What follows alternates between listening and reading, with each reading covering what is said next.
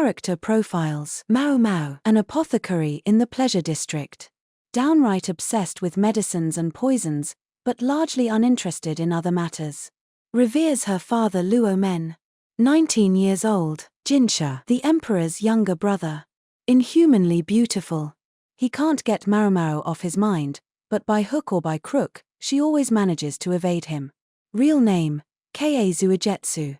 20 years old. Basin, Gaoshiren's son, Jinshi's attendant. Doesn't feel pain as acutely as most people, which gives him far greater physical limits than most have. He's very serious, but that makes him easy to tweak. In love with consort Lishu, Gaoshiren, Basin's father. A well-built soldier, he was formerly Jinshi's attendant, but now he serves the emperor personally. Laiken, Maomao's father and Luomen's nephew. A freak with a monocle. He's a high-ranking member of the military, but his bizarre behavior causes people to avoid him. He loves Go and shogi and is quite good at both. Lahan, Laiken's nephew and adopted son. A small man with round glasses, he has a soft spot for beautiful women and will try to chat them up anytime he sees one. He runs side hustles to try to pay off his adoptive father's debts. Luo Men, Maomao's adoptive father, Laiken's uncle. Once a eunuch in the rear palace, he now serves as a court physician. He's missing one kneecap, a punishment inflicted on him many years ago. Empress Gyokuyu, the emperor's legal wife. An exotic beauty with red hair and green eyes. 21 years old. The emperor, a real go-getter and possessor of prodigious facial hair. Prefers his women well endowed. 36 years old. Yao, Maomao's co-worker. She's 15, but her height and well-developed figure make her look older. Nen, Maomao's co-worker. As Yao's serving woman, she helps in the medical office along with her mistress. She's devoted to her mistress with a love that borders on the twisted. 19 years old. Hongyang, Empress Gyokuyu's chief lady-in-waiting.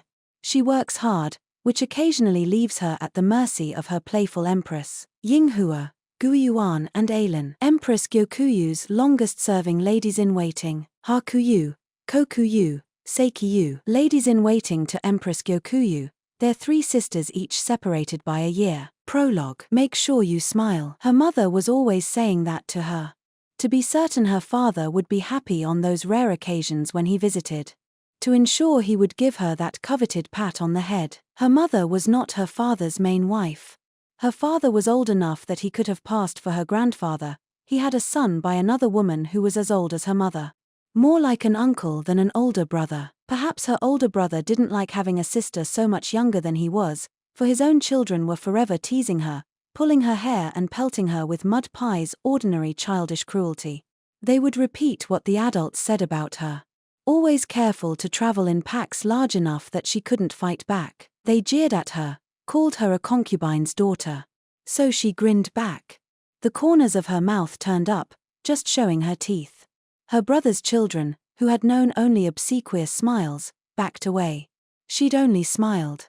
What did they see when they looked at her?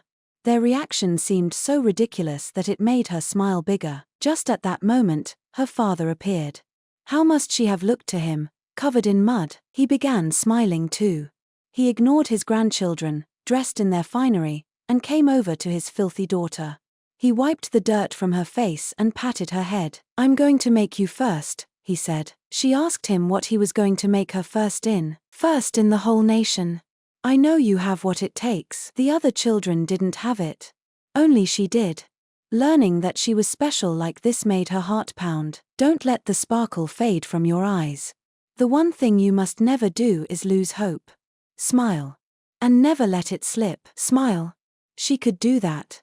So long as there was something the least bit amusing, it was easy. She didn't need her father to tell her that. She spent all her time seeking out fun and pleasant things. Even after he sent her away. Away, to that den of iniquity full of women.